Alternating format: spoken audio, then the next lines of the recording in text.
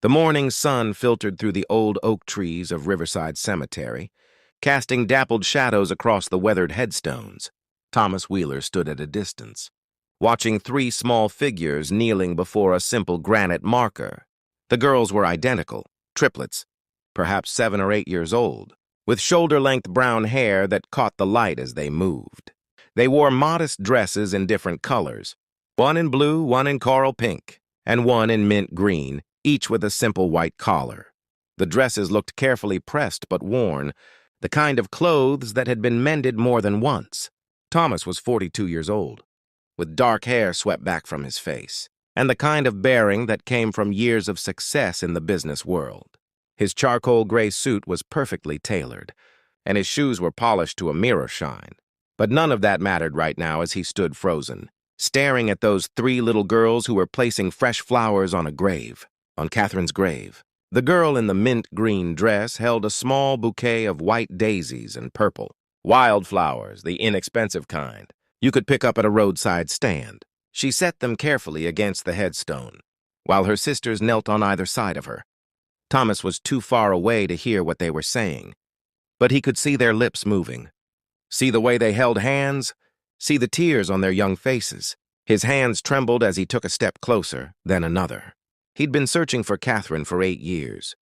8 long years since the accident that had taken his memory, since he'd woken up in a hospital bed unable to remember the past 6 months of his life. By the time he'd recovered, Catherine was gone, vanished, her apartment empty, her phone disconnected, no forwarding address. He'd hired investigators, spent a fortune trying to find her, but it was as if she'd disappeared into thin air. And now here was her grave. Catherine Marie Donovan, the headstone read, born April 15th, 1988, died September 3, 2023, beloved mother, rest in peace, mother. Thomas felt his knees weaken. These children, these 3 beautiful little girls, were they? He forced himself to take steady breaths as he approached. The girls looked up as his shadow fell across them, their eyes wide and cautious. Up close, he could see the similarities. Even more clearly, they were absolutely identical except for subtle differences in expression. The girl in blue had a more serious, watchful demeanor. The one in coral pink had a sprinkling of freckles across her nose and a softer, gentler look. The one in mint green, who still held the stems of the flowers, had the most direct gaze.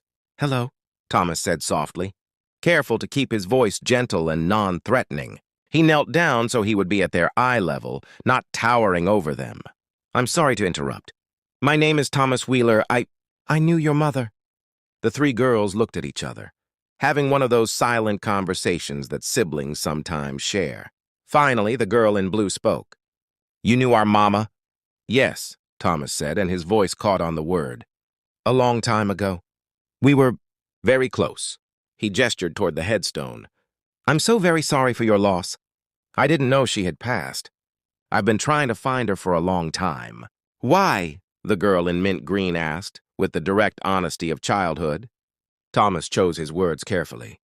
"Because I cared about her very much. We lost touch and I wanted to see her again. To tell her." He trailed off. What could he say to these children? That he'd loved their mother? That she'd disappeared from his life without explanation? That he'd spent years wondering what happened? "Our mama was wonderful," the girl in coral pink said, her voice wobbling slightly. "She worked really hard to take care of us. She was a nurse at the hospital." Thomas felt something click into place. A nurse. Catherine had been studying nursing when he knew her. She'd been passionate about helping people, about making a difference. Of course she'd become a nurse. "I'm sure she was an excellent nurse," Thomas said gently. "She always wanted to help people." "She did help people," the girl in blue said firmly. "Lots of people. Everyone said she was the best nurse they ever had. She always stayed late if someone needed her. She always had time to listen." "That sounds like the Catherine I knew," Thomas said, smiling despite the tears gathering in his eyes. "I'm Lily," the girl in blue said suddenly, perhaps deciding that this man was safe. "That's Rose." She pointed to the girl in coral pink. "And that's Violet." She indicated the girl in mint green. "Lily, Rose, and Violet," Thomas repeated. "Those are beautiful names." "Mama named us after flowers," Rose explained. She said flowers were beautiful and strong. And they could grow anywhere if they had enough love. Thomas had to look away for a moment, blinking hard. That was so like Catherine, to find poetry in everyday things, to teach her children to see beauty and strength in the world around them. She was right, he managed to say. Do you girls live nearby? Is someone with you? Our Aunt Beth is waiting in the car, Violet said, pointing toward the cemetery entrance where Thomas could see an old sedan parked. She brings us here every Sunday to visit Mama. Today's special, though. It would have been Mama's birthday. Thomas felt his chest tighten. Catherine's birthday. He'd remembered it all these years, April 15th. She would have been 37 today. That's very special, Thomas said. I'm glad you come to visit her. I'm sure she would love knowing you're here. Mama's watching us from heaven, Rose said with quiet confidence. She told us before she died that she'd always watch over us, that she'd always love us, even if we couldn't see her anymore. She was sick for a while, Lily added, her young face suddenly looking much older and sadder. Cancer. She tried really hard to get better, but the doctors said it had spread too much. She made it almost a year and a half after they found it. Thomas absorbed this information like physical blows. Catherine had been sick. She'd fought cancer while raising 3 young daughters on her own. And he hadn't known, hadn't been there, hadn't been able to help. I'm so sorry, he said, and the words felt inadequate for the crushing weight of grief and regret he was feeling. She must have been very brave. She was the bravest person ever, Violet said fiercely. She never complained. Even when we knew she was hurting, she'd smile and read us stories and help us with our homework. She made us promise we'd be strong and take care of each other. And we do, Lily said. We stick together, always. A woman's voice called from the direction of the cemetery entrance. Girls, time to go! The triplets stood up, brushing grass from their dresses. Thomas stood too, his mind racing. He couldn't let them just walk away. Not when he had so many questions. Not when he suspected, no, when he somehow knew deep in his bones that these girls were more than just Catherine's daughters. Wait, he said. Please, could I speak with your Aunt Beth for just a moment? There are things about your mother, things I'd like to know. And maybe things I could tell you about her, from when she was younger. The girls looked uncertain, but Lily, who seemed to be the natural leader of the 3, nodded slowly. Okay, but Aunt Beth is really protective of us. She might not want to talk. Thomas followed the girls toward the parking area, his heart pounding. As they approached the sedan, a woman got out, late 30s, with the same brown hair as the girls but cut short in a practical style. She wore jeans and a faded t-shirt, and she looked tired in a way that went beyond mere physical exhaustion. When she saw Thomas walking with her nieces, her expression immediately became guarded. Girls, get in the car, she said, her voice firm but not unkind. But Aunt Beth, this is Mr. Wheeler, Rose said. He knew Mama. Beth's eyes narrowed as she looked at Thomas more closely. Is that so? And what exactly do you want, Mr. Wheeler? Thomas could hear the protective steel in her voice, and he respected her for it. These girls needed someone to look out for them, to keep them safe from strangers with unknown motives. Mrs., he began. Morrison. Beth Morrison? I'm Catherine's younger sister. She crossed her arms. And I'll ask again, what do you want? I knew your sister 8 years ago, Thomas said, keeping his voice low so the girls in the car wouldn't hear everything. We were involved. I cared about her deeply. Then I had an accident, lost some memories, and when I recovered, Catherine was gone. I've been looking for her ever since. I came here today because I finally tracked down a lead that brought me to this cemetery. And I saw, he gestured toward the grave. I saw that she'd passed, and I saw her daughters. Beth's expression flickered with something, surprise maybe, or recognition. You're Thomas Wheeler, she said slowly. It wasn't a question. The Thomas Wheeler. The one Catherine. She stopped, glancing at the car, where 3 pairs of eyes were watching them, intently through the windows. Yes, Thomas said simply. I think we need to talk, Miss Morrison, privately, please. Beth studied him for a long moment, and Thomas could see her weighing her options, trying to decide if this unexpected encounter was a threat or something else. The girls need to get home, she said finally. They have schoolwork, but... She pulled out her phone. Give me your number. I'll call you tonight after they're in bed. Thomas quickly recited his number, watching as Beth entered it into her phone. She looked at him once more, and he saw something like sadness in her eyes. "Catherine talked about you sometimes," she said quietly. "Near the end, she said there were things she should have told you but never found the courage. I always wondered if you'd show up one day." Before Thomas could respond, she got into her car and drove away, leaving him standing in the cemetery parking lot with more questions than he'd had before. That evening, at exactly 9 o'clock, Thomas's phone rang. He answered on the first ring. "Mr. Wheeler, this is Beth Morrison," the voice on the other end said. "The girls are asleep. We can talk now." "Thank you for calling," Thomas said.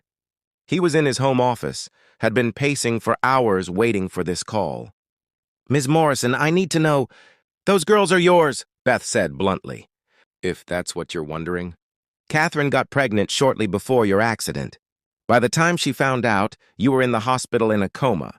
And they didn't know if you'd even survive. When you finally woke up and the doctor said you'd lost memories, she made a choice." Thomas sank into his desk chair, the confirmation hitting him even though he'd suspected it all afternoon. "What choice?" he asked, though he thought he already knew.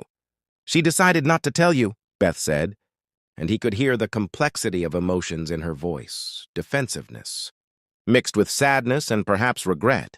"She knew who you were, Mr. Wheeler, Thomas Wheeler, CEO of Wheeler Industries, heir to the Wheeler fortune, one of the wealthiest men in the state. And she was a nursing student from a working-class family, pregnant with triplets she'd only just discovered, facing a situation with a man who couldn't even remember her. I would have remembered eventually," Thomas said, but his voice lacked conviction. The truth was that he'd never fully recovered those lost 6 months. Fragments had returned, but never the complete picture. "Maybe," Beth said, but Catherine didn't know that. And she was scared. Scared that you'd think she was trying to trap you, trying to get your money, scared that your family would think she'd gotten pregnant on purpose, scared that even if you believed her, you'd feel obligated rather than genuinely wanting a family with her. "She loved you, Mr. Wheeler, she told me that much. But she wanted you to choose her because you loved her, not because of an obligation to children you couldn't even remember conceiving." Thomas pressed his hand against his eyes. "So she just disappeared. Started over on her own. She moved to a different city, finished her nursing degree while pregnant with triplets. Do you have any idea how hard that must have been? She worked 2 jobs after they were born, sent them to daycare, barely slept. She never asked anyone for help. Never took a dime of public assistance. She was determined to do it on her own, to prove she could be a good mother without anyone's help. She shouldn't have had to do it alone," Thomas said, and he couldn't keep the anguish out of his voice. "I had a right to know. Those girls, my daughters. I missed everything. Their births, their first words, their first steps, everything." "I know," Beth said, and now she just sounded tired. "I told her she should tell you, especially after she got sick. But she was stubborn. She said she'd made her choice and had to live with it. The only thing she asked me, made me promise, was that if anything happened to her, if someone ever came looking and asking the right questions, I should tell them the truth. So here it is, Mr. Wheeler, the truth. You have 3 daughters. They're 7 years old. They're smart, funny, brave, and kind. They're everything Catherine was. And they need someone." "They have you," Thomas said. Beth laughed, but it was a bitter sound. "I'm barely keeping my head above water, Mr. Wheeler. I'm a waitress. I work doubles most days just to keep food on the table and the lights on. Catherine didn't have life insurance. She couldn't afford it. She left me a little money she'd managed to save, but that's almost gone. The girls share a bedroom in my 2-bedroom apartment. They wear hand-me-downs and shop-sale clothes. I'm doing my best, but my best isn't enough. They deserve better. They deserve what Catherine would have wanted for them." "What did Catherine want?" Thomas asked. There was a long pause. "She wanted them to be loved, to be safe, to have opportunities, to know they mattered. She wanted them to believe they could be anything, do anything. She wanted—" Beth's voice broke slightly. "She wanted what every mother wants, for her children to have better than she had. I want to help," Thomas said immediately. "I want to be part of their lives. I want to—" "Slow down," Beth interrupted. "Those girls just lost their mother a 1.5 years ago. They're fragile. They're grieving. You can't just waltz in and upend—" their lives again because you feel guilty or obligated.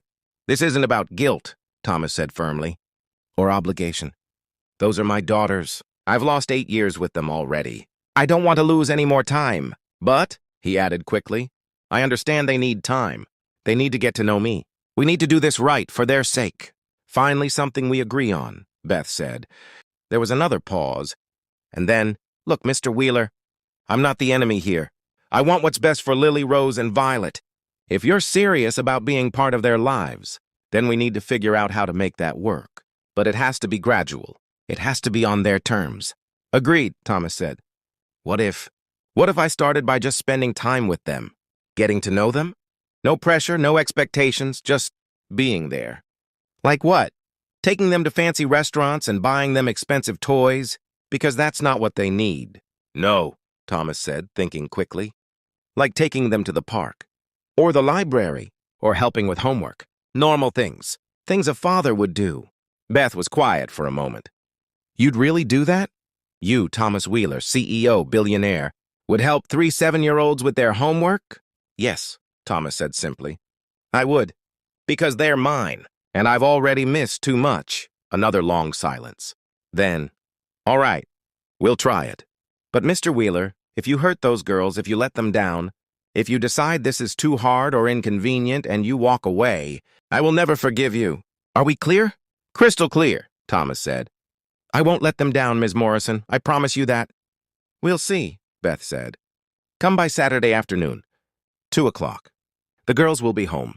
We'll tell them together. Tell them that you're their father, and then we'll see what happens. The call ended, and Thomas sat in his office for a long time, staring at nothing, processing everything. He had 3 daughters, 3 little girls, who loved flowers and visited their mother's grave every Sunday. 3 children who'd spent 7 years without knowing him, without his support, without his love. But that was going to change. Starting Saturday, he would be part of their lives. He would be the father they deserved. The father Catherine should have been able to count on 8 years ago. Saturday came faster than Thomas expected and slower than he wanted. He arrived at Beth's apartment complex at precisely 2 o'clock. A modest building in a working-class neighborhood. Nothing like the gated estates he was used to. He climbed 3 flights of stairs and knocked on apartment 3C. Beth opened the door, looking as tired as she had at the cemetery. You came, she said, as if she'd half expected him not to show up. Of course I came, Thomas said. She let him in. The apartment was small but clean, decorated with obvious care despite its worn furniture and faded carpet. Children's drawings covered the refrigerator, and he could see a pile of library books on the coffee table. 3 identical pairs of sneakers sat by the door, lined up neatly in a row. Girls, Beth called. Could you come here, please? The triplets emerged from the bedroom, stopping short when they saw Thomas. They were dressed casually today, Lily in jeans and a blue t-shirt, Rose in leggings and a pink hoodie, Violet in shorts and a green tank top. Without their matching dresses, Thomas could see more clearly how they each moved differently, held themselves differently, despite their identical faces. You remember Mr. Wheeler from the cemetery, Beth said. He came to visit today because there's something important we need to tell you. 3 pairs of eyes fixed on Thomas with curiosity and a hint of apprehension. He knelt down just as he had at the cemetery, wanting to meet them at their level. Girls, Beth continued, her voice gentle but firm. Mr. Wheeler knew your mama a long time ago, before you were born. They cared about each other very much, and she took a breath. And he's your father. The silence that followed was deafening. The girls stared at Thomas, then at Beth, then at each other, processing this information in their own ways. Our father? Lily finally said, her voice small and uncertain. Yes, Thomas said, finding his own voice. I know this must be confusing. I only just found out about you girls a few days ago. If I'd known earlier, if I'd known from the beginning, I would have been there. I promise you that your mother and I lost touch, and I didn't know she was pregnant. I didn't know about you. But now I do, and I want very much to be part of your lives if you'll let me. Why didn't you know about us? Violet asked, her direct gaze fixed on him. Didn't Mama tell you? This was the hard part. How did you explain adult complications and fears to children? Your mama had her reasons for not telling me, Thomas said carefully. Sometimes grown-ups make difficult choices because they're trying to do what they think is best. She didn't tell me because she was scared, not